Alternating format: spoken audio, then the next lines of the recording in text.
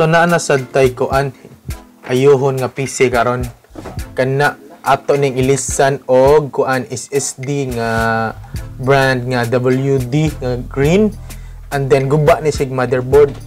Ilisan sa nato og kuan Exceed, you know na mo na natong siging palito na Exceed, proven and tested naman siya. So mo na to siging gamiton na Exceed nya ato sang i-install ang bag-o natong napalit nga SSD.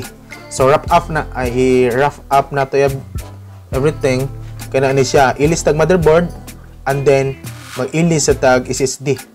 So first things first is kana atong mga pang-ibton ning mga way appeal na dire.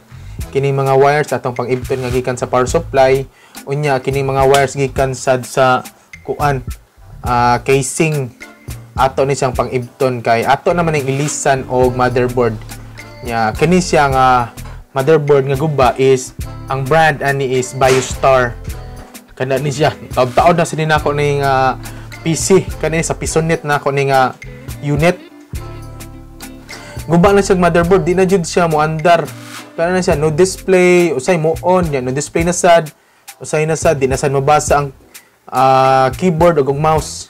So natangtang na nato ang motherboard. So ang atong buhatan na ni is atong tangtangan iyang CPU.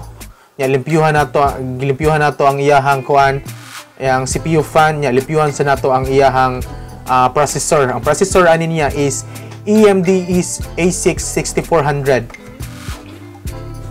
Taod-taod na nako na nga unit is kana pa ni siya, wala pa mag-update nya during the pandemic pa ni siya. I think kana ni siya 2016 or 2017 na ako nga unit. So taod-taod na ni nako ni siya mo nang ako jong gilis na og motherboard niya. Pag human ani gitangtang nako ang mga iyahang processor niya, gitaod nako ngadto sa bag-o nga motherboard. Anara ni siya ka simple niya. Same process sa before, butang tog thermal paste ang iyang processor before nato itaod ang iyahang CPU fan. Anara ka simple kanang steps ani niya. Nya pag human tog taod tanan is good to go na ni siya. Ato sang ipangtaod ang mga wirings gikan sa CPU fan. Kana ni siya. Itaod na nato ni siya sa bag-o natong dili sa bag-o nga casing, karaan nga casing atong igamit. Since good to go pa, goods pa man iyahang casing nya, good sa pamansad ng iyahang power supply, mao lang sa tong igamit nya. Gihaplak na to balik gitong bag-ong motherboard together with the processor o the CPU fan.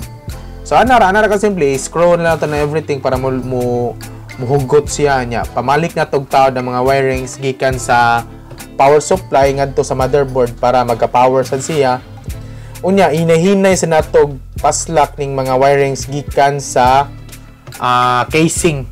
Anara ka simple. If namoy mga pangutana regarding ani pag-assemble, pag-ayo sa mga CPU, sa mga computer or laptop, pwede sa cellphone or piso wifi, you can contact me anytime sa akong Facebook page, name Bling-Bling Sambuan, o diri sa ako ang YouTube channel. Pwede ra mo comment sa kaning video if na may questions or concerns regarding computers. Pwede ra mo maka-contact anytime. Nya atong ipangbalik na ginahinay ng mga wires gikan sa iyahang casing. Kana man importante man pangtaod nato kay mao man ang iyahang kuan jud. So after taod ani is ato ning ihinay-hinay taod jud kitong SSD nga atong bag-ong napalit. Ang SSD nga akong gipalit is katong WD nga green 240 GB ra akong gipalit kay ato ra ni siyang pang-booting. Pwede po nato butangan tong games gamay. Nganong WD nga brand akong gipalit. WD is subok na magud siya nako ni siya nga brand. Naanay mga magbantay-bantay lang ta ni sa Shopee ra jud nako ni siya napalit. Nya pagbantay-bantay ra ta sa Shopee kay nay mga peke dito nga mga WD. Ikuan nimo I think kanang nay mga technology nga behind nga igtan-aw nimo sa kuan nimo i-grading nimo WD siya, pero later on i-reformat nimo dili day WD ang reading sa SSD. So daghan jud kay mga focus ang nahimo gikan sa if China nga brand. Kini sa gikan ni kini WD, I don't think nga China sad ni siya, pero ako na siya na order gikan sa Manila sa Shopee sad nga store. I don't know if this anila gikan. So man na natog taod ang SSD.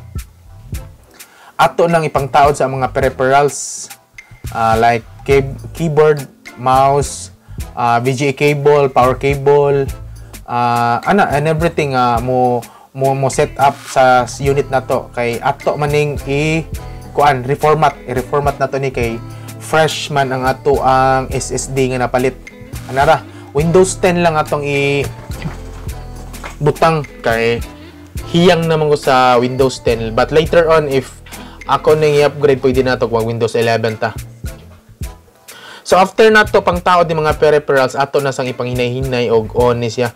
So before that ato sang i-connect sad kining akong CD-ROM, external CD-ROM kay mao ni atong gamiton for booting for the OS. Pwede sa kung magpaboot sa USB, but I prefer na kining CD-ROM para magamit sa akong CD-ROM. Dugay na sa ako ni CD-ROM nako. Kaya since 2016 pa rin ako ng CD-ROM up and running pagyapon na ako i-backup diri nga CD-ROM nga wala ko magamit pero goods pagyapon ni siya. So ako naman napakita ni kung saan na to pag-reformat ning Windows 10 gamit Windows 10 para sa usa ka system unit. Anara ka simple gud ni kuan nimo next ra kanya imuharang reconfigure ning imuhang kuan SSD or storage device kung asa pamutang ni guman format ya next ra ni gumag next nimo naman na yung mga fill upanan dia nga unsa ang detalye nga imong ipamutang. Anara ka simple imong pagbuhat ana. So well gapaabot ta palihog tag kuan subscribe sa akong channel o click the bell icon para ma-notify mo sa mga bagong uploads nga videos nako. Palihog tag subscribe as a support sa akong channel para mapadayon nato ning atong gipang lihok ug gipang buhat. Ana ka simple gon. Like and share, nya subscribe nya. Pwede sad mo follow og like sa akong Facebook page Bling-Bling ug Sambuan. Ana ra gud ka simple gud. So ana ra ato na next ni atong pag-reformat karon. Dali ra man ni siya kayo gud. Ako naman yung napakita sa previous nga videos na daghan akong videos ani nga unsa ang pag-reformat ang usa ka PC. Kana ara ni siya standard version ra ni siya, mas sayo na gani ang pag-reformat karon using Windows 10 unlike before nga XP pa sa una Windows Millennium ahalag sunat daghan kay seeding pamaslak nimo. So ana fill up ra kani unsay mga next fill up ana ra next ana ra basahon na gani mga instructions. So dili ra ka mawala ni. So okay na. Basta mo gawas na gining hi, we are getting everything ready for you. Okay na kana siya. Mo paabot lang ka ani niya nga i-take yung mga updates gani if naka-connect ka sa internet. Ana kasi simple paabot ra kani ka tawa. This might take several minutes. Dili ra ni maduway dali ra jud gani siya kayo. Ana ra ni siya. So, if na kayo mga pangutana regarding ani, you can comment to this video.